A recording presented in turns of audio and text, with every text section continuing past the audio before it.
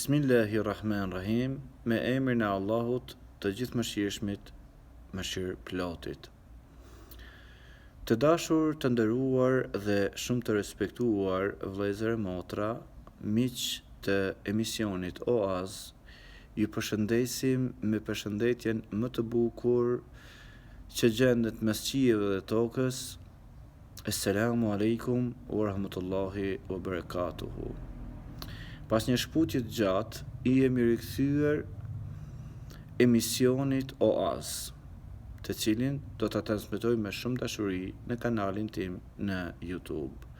Dhe duke parë se shpatat e armiqve të parësyshëm të fesë islame janë drejtuar drejt Buhariut, njërit prej klasikëve të hadithit, të shkencës së hadithit, përzgjodhem Sahihun e Buhariut që ta ndajmë me juve nga vëllimi e deri ku s'ka më vëllime të tij.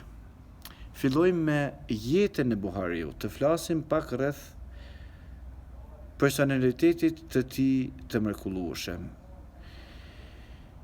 Imam Buhariu, emri dhe përjardhja e tij. Ai quhet Muhammed dhe është i biri i Ismailit, të birit e Ibrahimit, të birit të Mughires, të birit të Berdizbe ibn Ahnef, Gjufi Buhariut. Së gjyshi i tij, Berdizbe ibn Ahnefi, ka qenë persian në fenë të parëve të tij dhe ka vdekur si i tillë, mirëpo i biri i tij, pra Mughire ibn Berdizbe, është bërë musliman në duart e Yeman Gjufiut, guvernatorit të Buharas.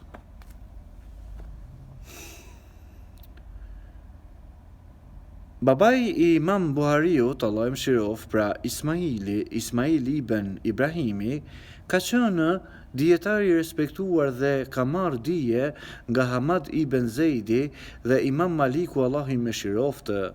Dijes e tij ai ja ka bashkangjitur edhe devotshmërinë edhe vetëruajtjen.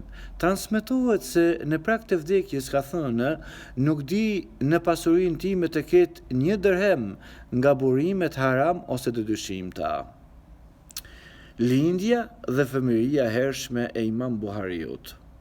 Imam Buhariu ka lindur pas namazit të xumase më 13 Shawal të vitit 194 Hijri, në Buhara. Babai i vdiq sa ka qenë fëmijë.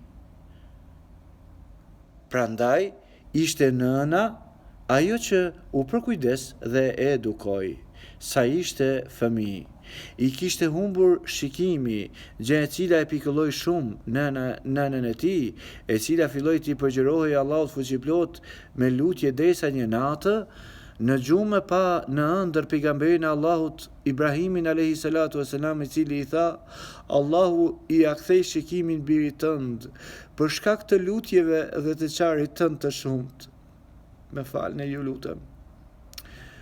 Në mëngjes, ajo pa se Allahu i ja kishte kthyer shikimin birit të saj, Muhamedit, Imam Buhariut.